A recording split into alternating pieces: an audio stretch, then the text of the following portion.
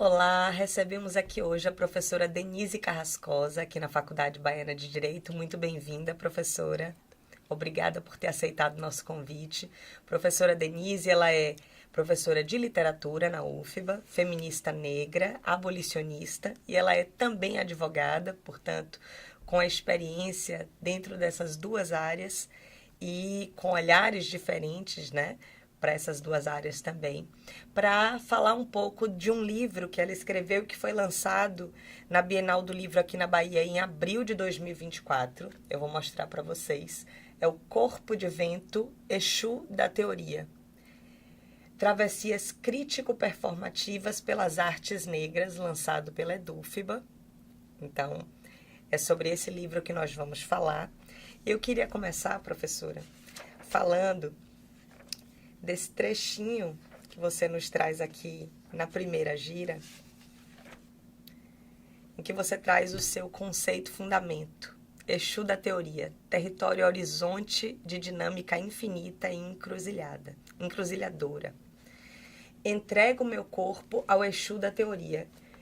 E a nossa curiosidade, o Exu da Teoria, de que maneira ele chega como fio condutor dessa obra, né, que passa pelas 7 giras, falando de temas tão importantes, numa leitura que para mim foi uma leitura assim, uma obra que a gente devora, né, e que reciprocamente devora um pouco da gente também, né? Eu enquanto leitora, eu acho que essa é a sensação, é o sentimento que eu tive lendo seu livro, um dos melhores que já li, tá, sobre abolicionismo, por isso que para mim é tão especial receber você aqui hoje na nossa casa. Muito obrigada.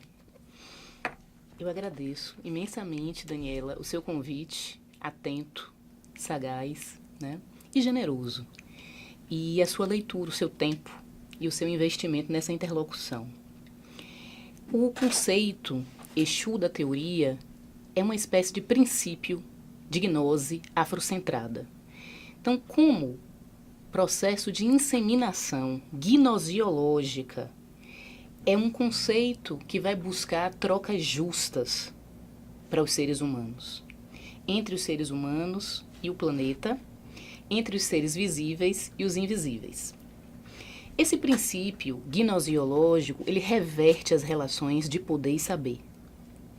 É um princípio que dinamiza nas encruzilhadas dos problemas humanos, das questões humanas, dos debates, dos enfrentamentos, as relações fixas, as relações estruturais e hierárquicas sobre as quais a nossa sociedade colonizada ainda está muito endurecida, né? E a partir das quais as violências constitutivas da nossa sociedade se elaboram. Se é um princípio gnosiológico reversor de relações de poder e saber muito seculares, muito estruturantes da nossa sociedade, ele produz, num sentido mesmo de ontogênese, o que a gente vai chamar de corpo de vento. Então, eu queria fazer um tripé aqui, entre o Exu da Teoria, o corpo de vento e a encantoria.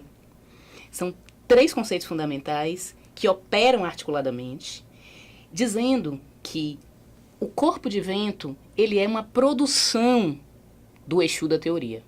Nada se faz nas dinâmicas africanas sem as aberturas de caminho, que a gente pode chamar de Exu, que a gente pode chamar de Pombendila, a gente pode chamar de encruzilhada, né? E o corpo de vento é um processo encruzilhador.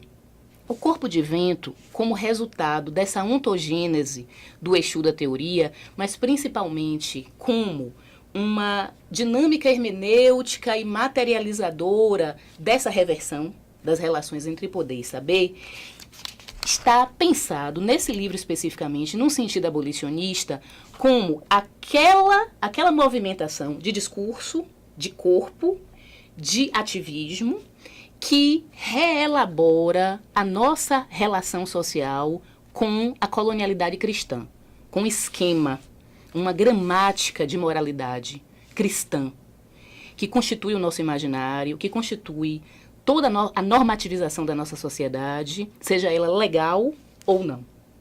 Então, se eu pensar que o corpo de vento é essa movimentação que reencena dramaticamente as relações humanas, é uma espécie de teatro do corpo, né?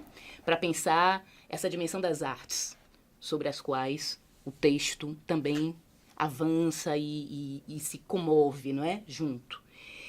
O corpo de vento, ele duvida, inclusive, dentro desse teatro do drama humano na sociedade colonizada, desse lugar do ser humano, desorganizando as individualidades humanas, desorganizando aquilo que a gente entende como humanidade e como ser humano. Isso é fundamental, porque é a partir da compreensão do que seja humanidade que a gente vai tratar todas aquelas pessoas que compõem as comunidades não humanas. As comunidades não humanas, e a gente está falando de bichos, de plantas, de pedras, de águas, de montanhas, mas a gente também está falando de seres humanos que não têm acesso ao estatuto de humanidade. E essas comunidades não humanizadas, dentro de uma normativização penal, por exemplo, elas são o alvo selecionado da monstrificação. São essas pessoas que são monstrificadas, são essas as pessoas que são alvo do genocídio, são essas as pessoas que são alvo do superencarceramento, são essas pessoas que são alvo de uma estereotipia criminalizante.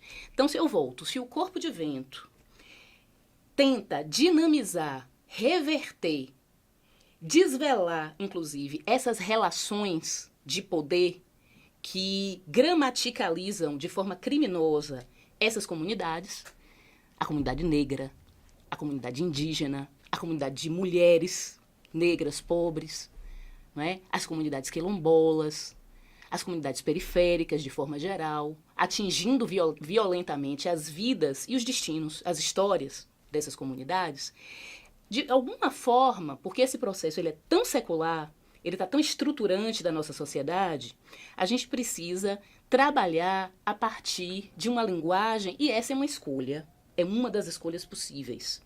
Não é a mais certa ou a central, mas é uma opção do corpo de vento, Exu da teoria, trabalhar no campo da arte, da linguagem das artes negras. Daí porque um conceito que vem junto com Exu da teoria e corpo de vento é a encantoria. Quando você fala que você devorou o livro e o livro te devorou, de alguma forma, essa é a dinâmica exusíaca, né?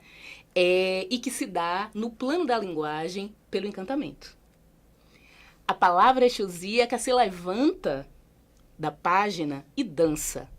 Dança com a sua memória, dança com seu inconsciente político, que é o inconsciente que, afinal de contas, é partilhado na sociedade. E é o inconsciente que produz o lugar do inimigo, o lugar do monstro, que vai ser, obviamente, alvo de todas as sevícias, de todas as perseguições, de todo o sadismo social.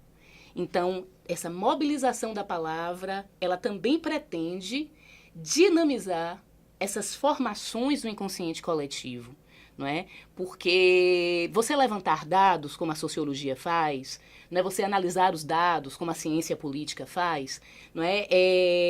É óbvio que tudo isso é necessário. Mas no campo da arte, no campo da linguagem estética, algum trabalho também precisa ser feito. Porque os comportamentos secularmente estabelecidos, eles não conseguem ser demovidos apenas com argumentos racionais. Então, o livro procura trabalhar no campo do inconsciente. Sim. E a performance aqui, ela, para mim, me marca bastante, porque e aí a gente vai focar um pouquinho aqui na quinta gira, você traz uma coletânea de textos e, entre eles, a Gargalhada de Lucas Matesso, Literatura do Corpo Torturado em uma Narrativa Angolana, do pré-75. A gargalhada, assim como a performance, ela seriam formas de se reapropriar dessa condição de humanidade que o encarceramento e esse estado policialesco sequestram, né? De que forma você enxerga a performance aqui como um gesto de humanidade que atravessa, né, o livro. Eu acho que a arte, ela consegue tocar a gente em um lugar diferente. É diferente, por exemplo, eu, enquanto abolicionista, acostumada com uma literatura basicamente jurídica, Sim. com uma linguagem diferente. Essa é uma obra que me toca em um lugar mais especial. Porque a arte, ela faz a gente sentir, para além da compreensão dita racional, né? Então, os dualismos tradicionais entre corpo e mente, de que maneira a performance e a gargalhada conectam isso aqui nesse livro? Que pergunta especial. A performance, né, se a gente pensar os estudos de performance que são, digamos assim, dinamizados no Brasil de forma muito particular e intensiva, primeiramente por Leida Maria Martins, né? Se a gente pensar a contemporaneidade do trabalho da Grada Quelomba, do Ricardo Aleixo, né? Nós vamos ver que a performance, ela opera a partir do inconsciente do corpo, não é? Do inconsciente da visualidade, do inconsciente da audibilidade, portanto, daquilo que não pode ser visto, que não pode ser ouvido, porque é abjeto demais, é monstruoso demais, é repugnante demais. E toda a colonialidade cristã que constrói as instituições sociais brasileiras são movidas a partir daquilo que não se pode ver ou escutar ou lidar, porque fazem parte do campo do abjeto, do repugnante. Os corpos negros escravizados, os corpos indígenas torturados, né? É essa abjeção que está no campo da nossa história de colonialidade que uma performance negra, por exemplo, uma performance indígena, busca regramaticalizar e tornar visível, e tornar audível, e tornar possível de se lidar dentro das possibilidades de relações sociais mais honestas, mais justas, como um princípio exusíaco de trocas contracapitalistas, né?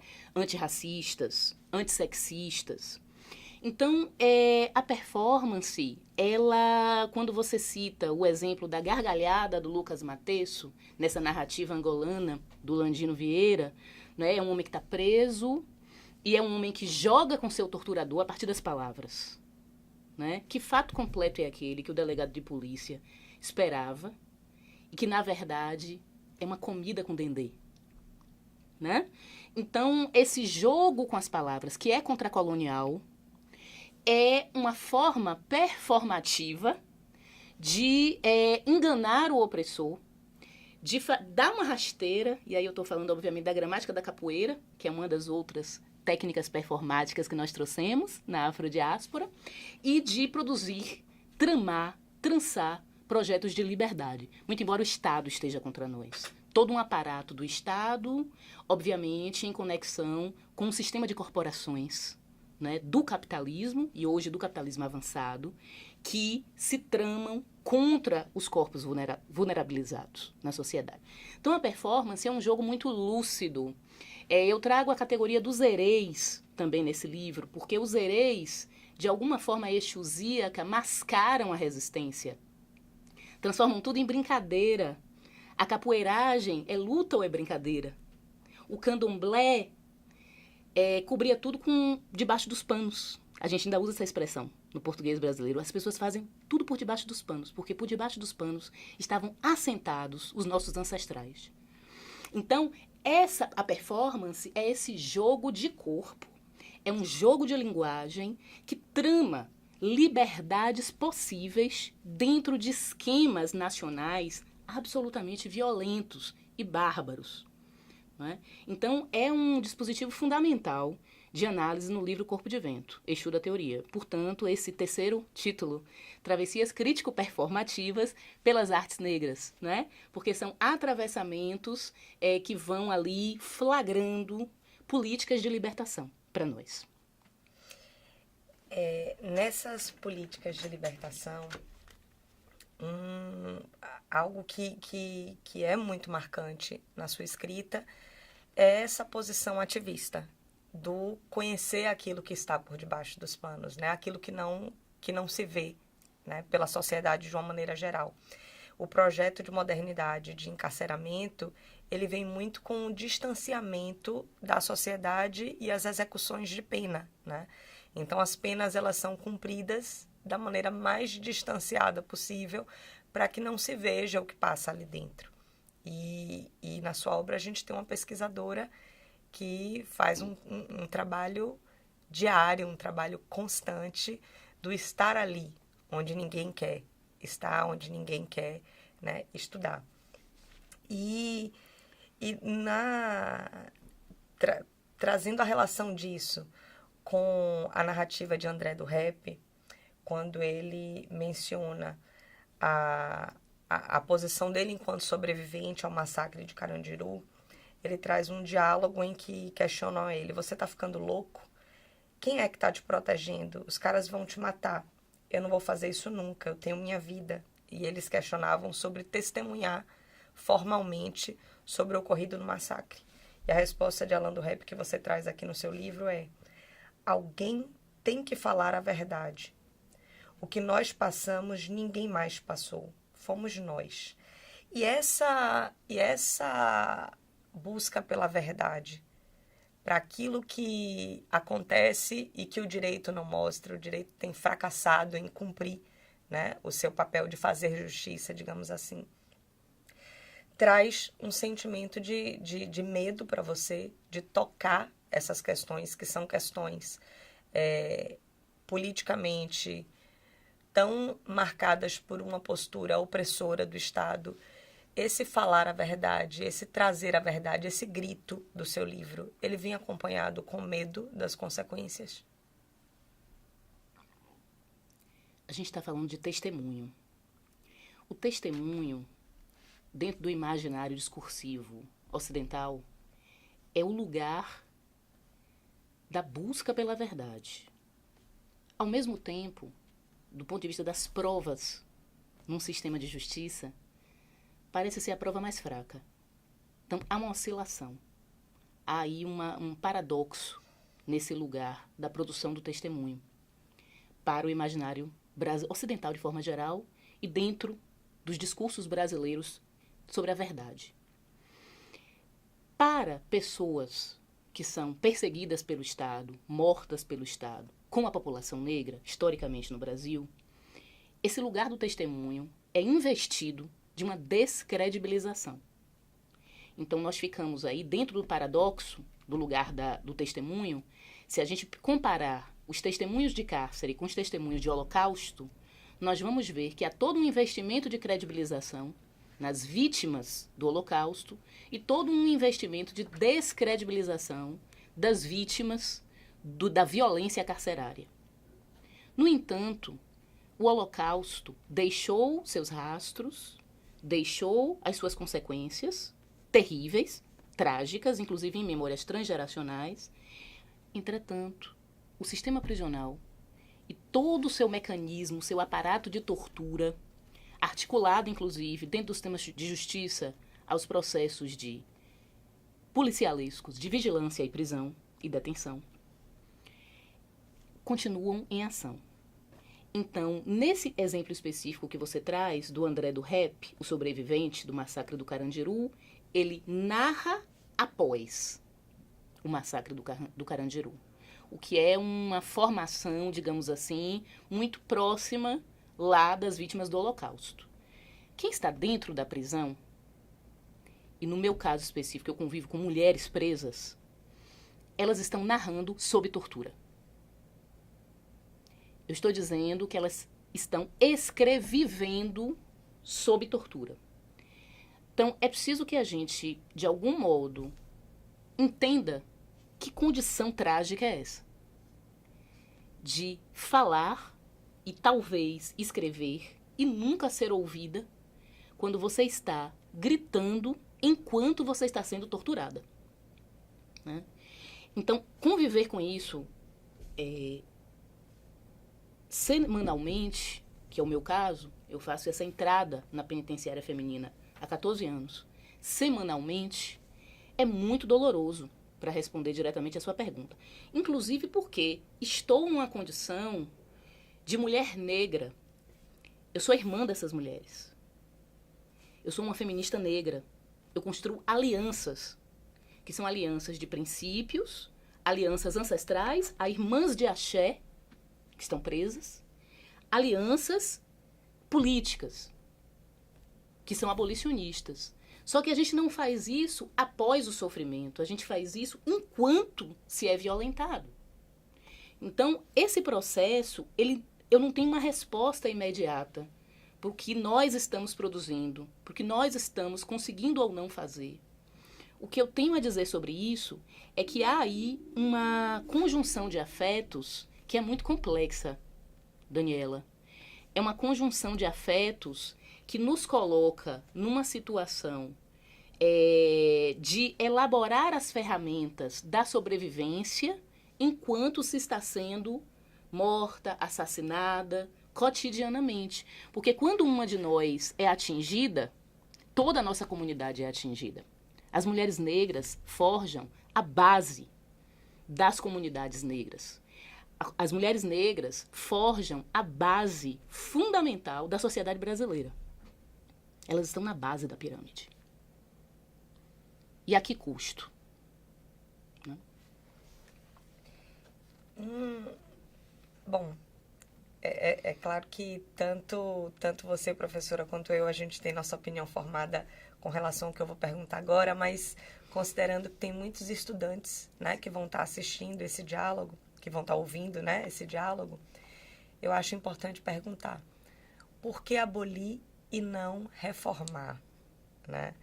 Entre as propostas de abolição e as propostas de reforma do sistema carcerário, haveria como a reforma no sistema penitenciário, carcerário em geral, conseguir alcançar essa humanidade que se perde na execução da pena, ou o caminho, né, é de fato a abolição?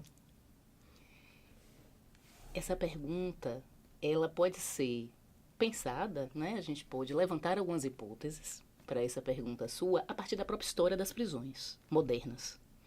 Se a gente pensar na história da punição a partir da modernidade e a criação desse formato que é colonial, né? Que é o sistema prisional, a gente entende que desde o início discursos sobre reforma já constituíram o próprio processo de criação do sistema carcerário europeu e depois exportado transnacionalmente pelo projeto colonial. Então, a prisão, ela já é constituída e inventada para promover o sofrimento humano. O seu projeto de constituição já inclui necessariamente como pilar a produção da tortura sobre corpos selecionados por cada nação. A democracia nacional, de acordo com os projetos modernos europeus, já integram a prisão como um mecanismo de produção de desigualdade.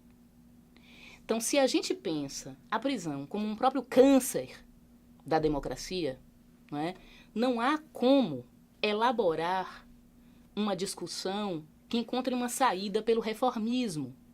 Projetos reformistas no Brasil, no começo do século XX, por exemplo, já elaboraram o que significaria a prisão para os corpos de mulheres. Né? E nós vemos todas as consequências desses projetos reformistas. O Abdias Nascimento, um intelectual fundamental para a compreensão da nação brasileira e para a construção de projetos de igualdade racial, inclusive no Brasil, ele é preso na década de 30, no que a gente vem a chamar de Carandiru, e ali estava se construindo um projeto de reforma. No entanto, você vê a narrativa do Abdias no livro Submundo, recentemente publicado, e você vê exatamente o que significavam aqueles discursos de reforma. Então, esses discursos de reforma são velhos. Eles não são uma novidade. E eles sempre reiteram o princípio fundante da mentalidade carcerária constitutiva das nações modernas. A construção do sofrimento do outro. Esse outro é sempre o subalterno, o subjugado, o explorado, o matável, o abjeto. Então, esse princípio fundador na nação moderna, colonial, que é o que rege ainda as relações sociais brasileiras, não funciona sem um sistema prisional. Eliminar o sistema prisional significa ir diretamente nesse câncer que corrói a democracia. Não tem sentido para um discurso democrático pensar a existência ou a permanência do sistema penitenciário. Vamos pensar na palavra penitência, que é o que nós, abolicionistas, sempre elaboramos para conectar religiosidade, moralidade e a permanência das prisões, não é, como tecnologia. É exatamente essa moralidade cristã que faz permanecer nos nossos desejos de vingança, de retaliação, que se materializam no sistema prisional também, que faz permanecer esse aparato de tortura. Né? Se a gente pensar os debates que estão surgindo com esse PL que se levanta da ultradireita brasileira, dessas bancadas, né, que se organizam em torno da bala, do boi e da Bíblia, e esse PL que vai equiparar homicídio a aborto, né, a partir da 22ª semana de gestação, vejam os debates que surgem. São absolutamente carcerários. As perguntas que surgem, quer dizer que o estuprador terá uma pena mais leve que a vítima do estupro. Então, observe o tipo de comparação que se estabelece. Essa pergunta, que é uma das perguntas que está mobilizando o debate público, ela só passa o recibo, mais uma vez, de que a gente não consegue visualizar a abolição do sistema de tortura para corpos selecionados. Porque são corpos selecionados que serão presos. O tempo inteiro, o esquema da vingança e da punibilidade vai articular as nossas respostas a uma violência. E o que a gente não consegue perceber é que esse dispositivo é tautológico. Então, todas essas perguntas que nós fazemos, elas têm uma ânsia de julgamento, de vingança, que tem suas raízes na moralidade cristã. Para fechar esse ponto, se a gente tentar olhar um pouco mais para outros lugares epistemológicos, gnoseológicos, há um pensador congolês, que aqui na Bahia, 2 intelectuais importantíssimos vem tendo esse trabalho de divulgação, que é o Bunsek Fukiao. Bunsek Fukiao, numa obra que foi traduzida por Tiganá Santana e que já vem sendo traduzida há um bom tempo por Macota Valdina, na Bahia, ele vai falar sobre crime e comunidade. É uma discussão para a qual eu procuro chamar a atenção. Crime e comunidade. Para os Bantu Congo, nesse livro, A Cosmologia dos Bantu Congo, nunca um crime pode ser imputado a um indivíduo. Quando um fato desviante das regras da comunidade se implementa, este fato ele é responsabilidade da comunidade. Portanto, um dispositivo no direito penal, que é a individuação da pena, ele cai por terra diante dessa perspectiva. Então, eu trago essa forma gnoseológica africana de pensar crime e comunidade a partir da obra do Bunsek Fukiao, só para levantar a poeira das discussões. Bom, professora, a gente vai já chegando, né, no fim dessa conversa, mas eu não posso deixar de trazer aqui um trechinho em que você fala da sua experiência, né, no Conjunto Penal Feminino de Salvador. Vou todas as sextas-feiras à Penitenciária Feminina de Salvador dar aula para dezenas de mulheres. Entretanto, por mais que, durante 1 hora, nossos corpos se movimentem, respirem e conversem juntos, quando o pesado portão grade se fecha, ele se fecha nas minhas costas e nos rostos delas. E essa diferença me parece irredutível. Como diante desta diferença irredutível, escrever com elas e não por elas ou sobre elas, né? Já que essa é uma preocupação que você traz aqui no seu livro, e eu queria também te ouvir um pouquinho a respeito disso. É excelente essa pergunta. Quando eu fiz uma tese de doutorado sobre a literatura que vinha das prisões e tive que fazer um recorte espacial e temporal no Brasil, após o massacre do Carandiru, em 1992. Foi uma agonia, tanto ética quanto feminista, negra, perceber que eu estava escrevendo por outras pessoas. E escrever e entender que o mercado editorial não tinha espaço para mulheres aprisionadas. Eu só consegui mapear textos de homens que eram publicados naquele momento ali no Brasil entre os anos, final dos anos 90, 1999, até mais ou menos 2008, foi quando, digamos assim, a porta do mercado editorial se fechou. Então, há aí uma questão ética que ficou muito desenvolvida, elaborada e continua sendo no Brasil a partir daquele texto famoso da Gayatri Spivak. Pode a subalterna falar? Qual é o papel das intelectuais e dos intelectuais nesse processo de fazer falar, de escutar, etc.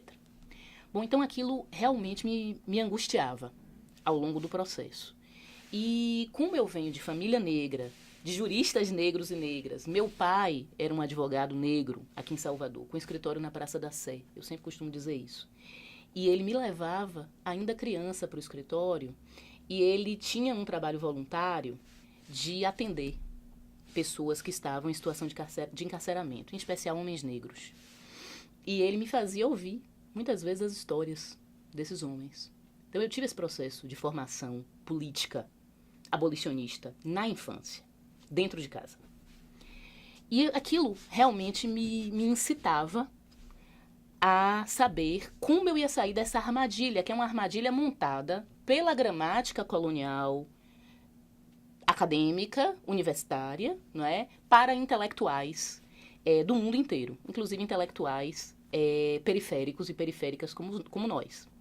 Então, assim que eu finalizei o trabalho de tese, eu me propus a construir um projeto dentro da penitenciária feminina do estado da Bahia, o Conjunto Penal Feminino. Isso foi em 2009.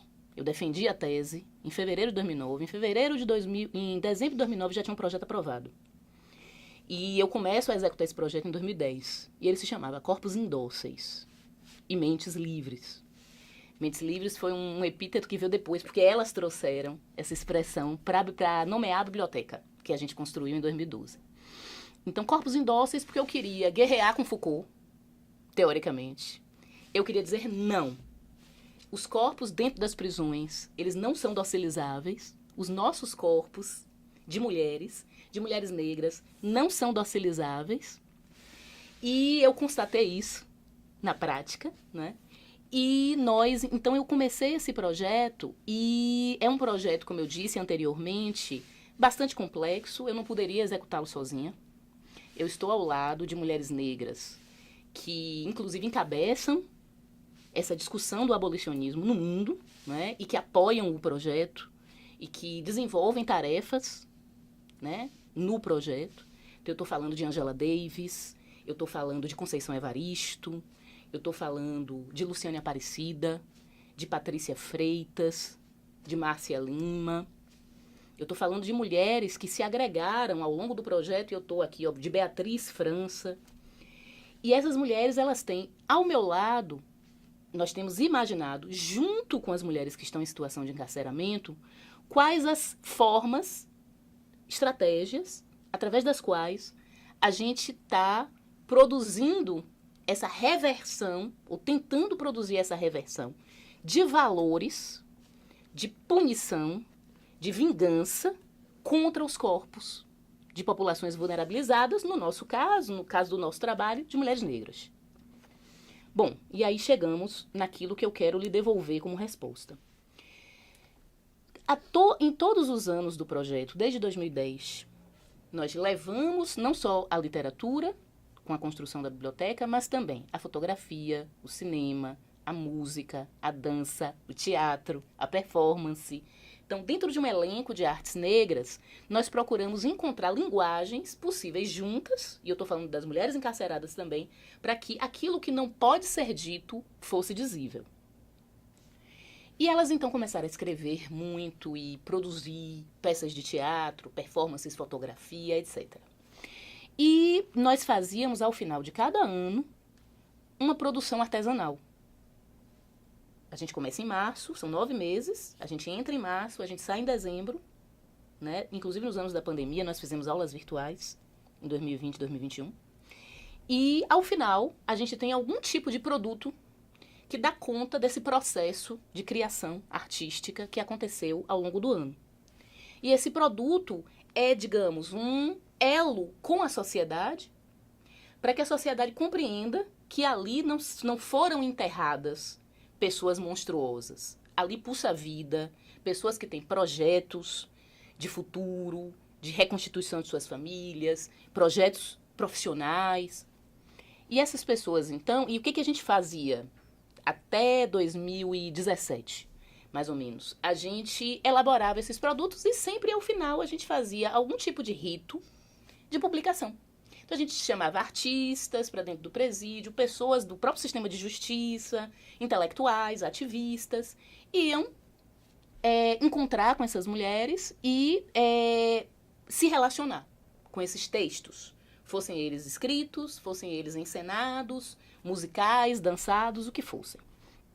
A gente tem alguns desses livros de artistas, inclusive a gente saía distribuindo na cidade nas mãos de pessoas específicas.